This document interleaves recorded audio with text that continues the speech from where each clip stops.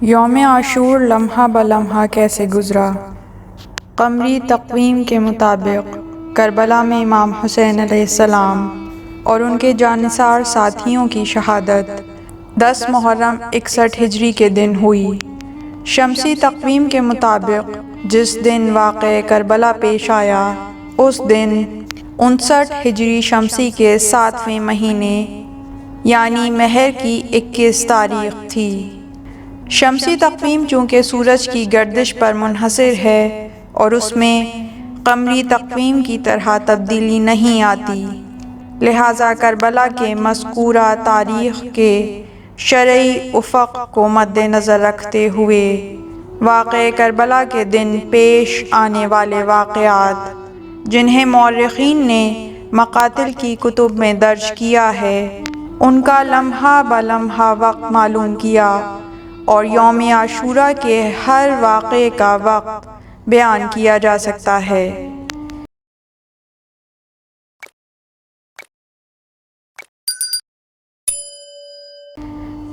واقعہ کربلا کی شمسی تاریخ کو مد نظر رکھ کر ان ایام میں کربلا کے شرعی افق کے تناظر میں یوم عاشور کے واقعات کو ان کے ممکنہ وقت کے مطابق تحریر کیا گیا ہے۔ صبح 5:47 اذان فجر۔ امام حسین علیہ السلام نے نماز فجر کی ادائیگی کے بعد اپنے اصحاب سے خطاب فرمایا اور انہیں صبر اور جہاد کی دعوت دی اور اس کے بعد یہ دعا فرمائی: اے اللہ، ہر مصیبت میں تو ہی میرا مددگار ہے۔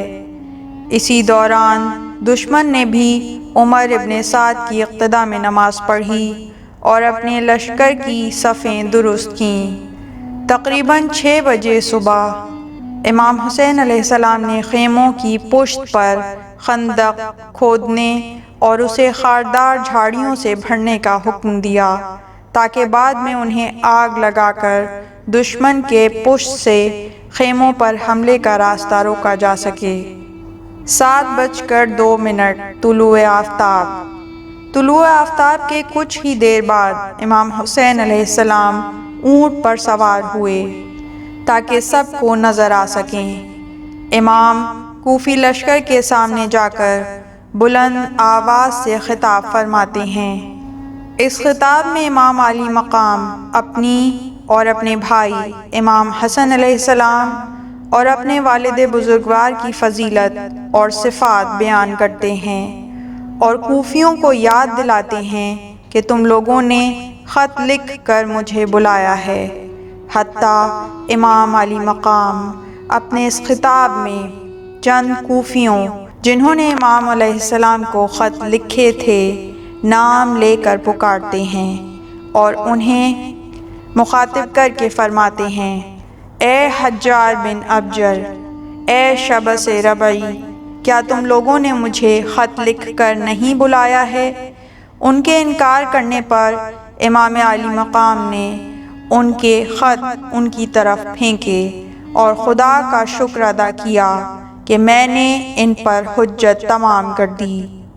اسی خطبے کے دوران لشکر عمر ابن سعد سے ایک شخص نے امام علی مقام سے سوال کیا کہ آپ ابن زیاد کی بیعت کیوں نہیں کر لیتے اور انہیں پیغمبر خدا صلی اللہ علیہ وآلہ وسلم کے نواسے سے جنگ کی ذلت سے نجات کیوں نہیں دلا دیتے؟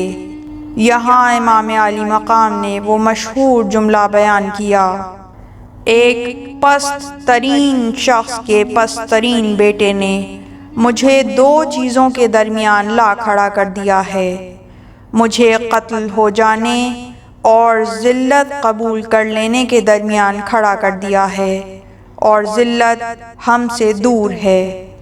امام علی مقام کا یہ خطاب تقریباً آدھے گھنٹے تک جاری رہا۔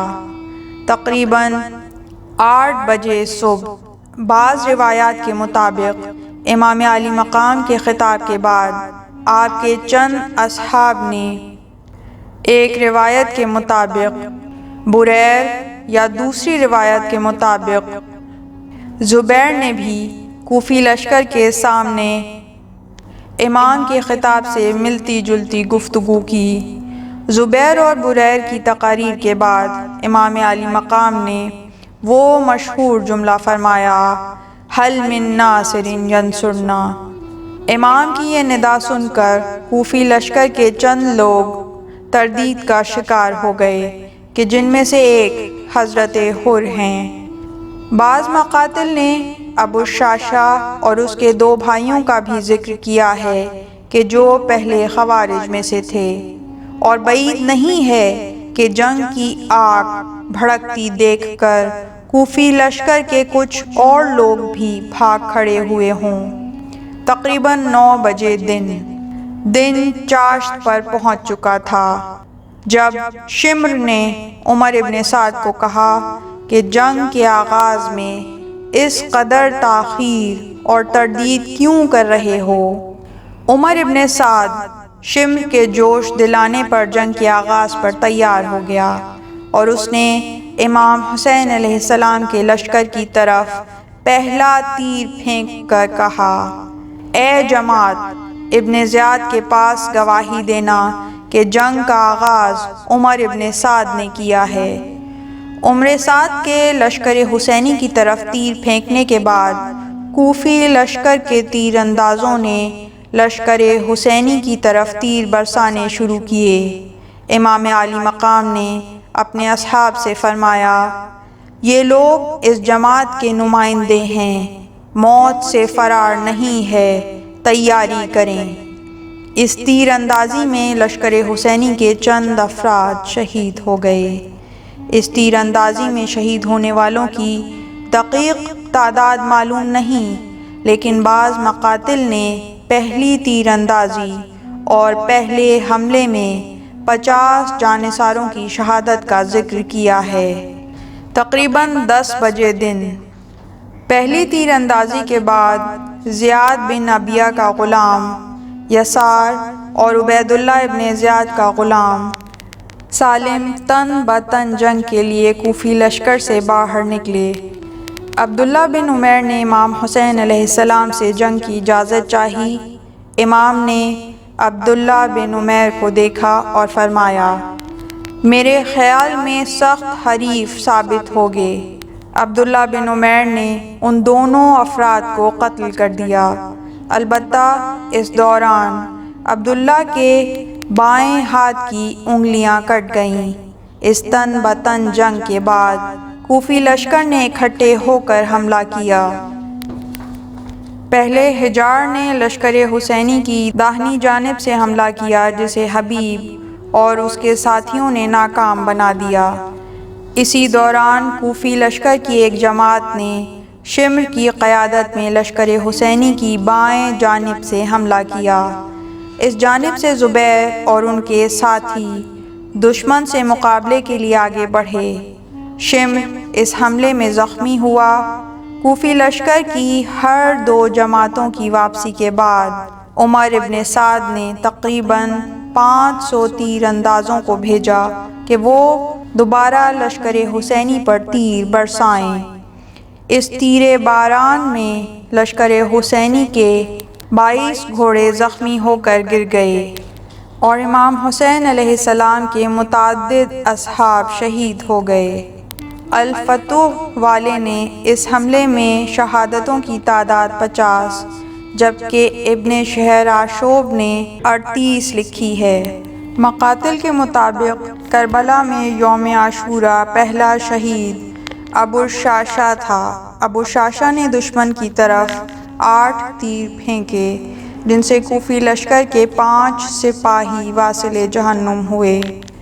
امام عالی مقام نے ابو شاشا کے لیے دعا فرمائی۔ شمر کے لشکر کی ایک جماعت نے لشکر حسینی کی پشت سے حملہ کرنا چاہا، جسے زبیر اور اس کے 10 ساتھیوں نے مل کر ناکام بنا دیا۔ تقریباً 11 بجے ان حملوں کے بعد امام عالی مقام نے اپنے اصحاب کو تن بتن جنگ کے لیے جانے کا حکم جاری فرمایا۔ اصحاب امام حسین علیہ السلام نے فیصلہ کیا کہ جب تک ہم زندہ ہیں تب تک کسی ہاشمی کو میدان میں نہیں جانے دیں گے۔ اصحاب شہادت کے مشتاق اور ایک دوسرے پر سبقت لینا چاہتے تھے۔ بعض اصحاب امام عالی مقام کی آنکھوں کے سامنے شہید ہوئے۔ چند ابتدائی شہداء میں سے ایک جناب بریر تھے۔ ان کے بعد مسلم بن اوسجہ شہید ہوئے۔ جب مسلم بن اوسجہ زخمی ہو کر گرے تو حبیب ان کے سرہانے پہنچے اور حسرت سے کہا، کاش میں تمہاری وصیت پر عمل کر سکتا۔ مسلم بن اوسجہ نے امام عالی مقام کا ہاتھ پکڑ کر بلند کیا اور کہا، میری وصیت یہ شخصیت ہیں۔ اس دوران امام عالی مقام کے لشکر کے 7 افراد دشمن کے محاصرے میں آ گئے۔ پھر حضرت عباس علیہ السلام نے انہیں نجات دلائی۔ 12:50 اذان ظہر۔ حبیب ابن مظاہر ظہر کی اذان کے وقت شہید ہوئے۔ مقاتل میں یہ لکھا ہے کہ امام حسین علیہ السلام نے اپنے اصحاب سے فرمایا، تم میں سے ایک جائے اور عمر ابن سعد سے بات کرے کہ نماز ظہر کے لیے جنگ موقوف کر دی جائے۔ کسی نے کوفی لشکر سے آواز لگائی، تم لوگوں کی نماز قبول نہیں ہے۔ حبیب ابن مظاہر نے اسے جواب دیا، اے حمار، تم سمجھتے ہو تمہاری نماز قبول ہوگی اور پیغمبر اسلام کے بیٹے کی نماز قبول نہیں ہوگی؟ حبیب اس شخص سے لڑنے نکلے، لیکن کوفی لشکر سے ایک جماعت اس کی مدد کو آئی اور یوں حضرت حبیب ابن مظاہر شہید ہو گئے۔ امام عالی مقام حبیب کی شہادت پر غمزدہ ہوئے اور آج کے دن یہ پہلی بار تھا کہ امام عالی مقام نے گریہ کیا اور آسمان کی طرف نگاہ کر کے فرمایا، اے خدا، اپنے اور اپنے اصحاب کی شہادت کا حساب تجھ پر چھوڑتا ہوں۔ امام عالی مقام نے نماز خوف کے اصول کے مطابق قصر نماز ادا کی۔ بعض اصحاب نے امام عالی مقام کی نماز میں اقتدا کی تو بقیہ جنگ کرتے رہے۔ زبیر اور عبداللہ نے خود کو سید الشہداء کے لیے ڈھال بنایا۔ مقاتل نے لکھا ہے، سعید بن عبداللہ کو تیر اور نیزوں کے 13 زخم لگے اور وہ جام شہادت نوش فرما گئے۔ زبیر نے آخری سانسوں میں سید الشہداء امام حسین علیہ السلام سے سوال کیا کہ کیا میں نے وفا کا حق ادا کر دیا؟ امام عالی مقام نے اس بات میں جواب دیا۔ تقریباً 1 بجے دن ظہر کی نماز تک امام عالی مقام کے 30 جاں نثار زندہ تھے اور یہ تعداد نماز ظہر کے بعد شہید ہو گئی۔ اصحاب کی شہادت کے بعد بنی ہاشم کی باری آئی۔ بنی ہاشم میں سے پہلے شہید علی اکبر بن حسین تھے۔ البتہ الفتوح نے عبداللہ بن مسلم بن عقیل کو بنی ہاشم میں سے پہلا شہید لکھا ہے۔ عبداللہ بن مسلم کو بہت ہی نامردی سے شہید کیا گیا، جس کے بعد بنی ہاشم کے جوانوں کے ایک دستے نے کوفی لشکر پر حملہ کیا۔ امام حسین علیہ السلام نے ان جوانوں کو حوصلہ دیا اور فرمایا، اے میرے چچا زاد بھائیوں، موت پر صبر کرو، خدا کی قسم اس کے بعد کسی قسم کی ذلت یا تکلیف نہیں دیکھو گے۔ تقریباً 2 بجے دن بالآخر وہ وقت آن پہنچا کہ جب حضرت امام حسین علیہ السلام اور حضرت عباس علمدار 2 بھائی اکیلے رہ گئے تھے۔ جناب عباس علمدار نے میدان میں جانے کی اجازت چاہی، لیکن سید الشہداء نے انہیں خیموں میں پانی پہنچانے کا حکم دیا۔ دشمن نے دونوں بھائیوں کو ایک دوسرے سے دور کر دیا۔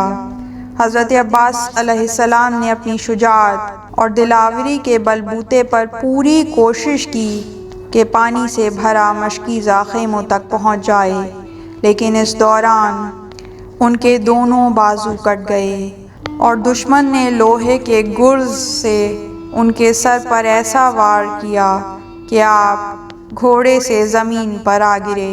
امام حسین علیہ السلام نے خود کو بھائی کی لاش پر پہنچایا تو دشمن نے قدرے عق نشینی کی، اور یہاں وہ دوسرا مقام تھا کہ آج کے دن جہاں امام علی مقام نے گریہ کیا اور فرمایا میری کمر ٹوٹ گئی۔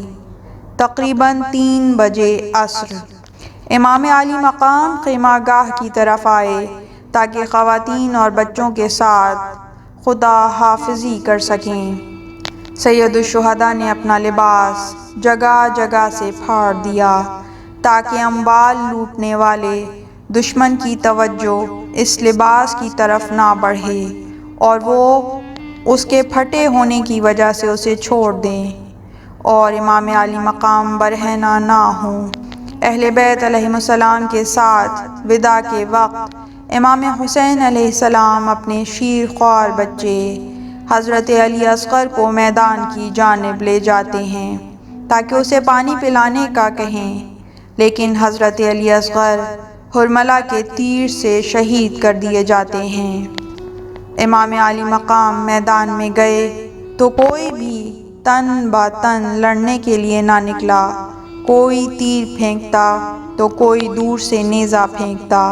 پھر ایک دفعہ شمر 10 افراد کے ساتھ امام کی طرف بڑھا۔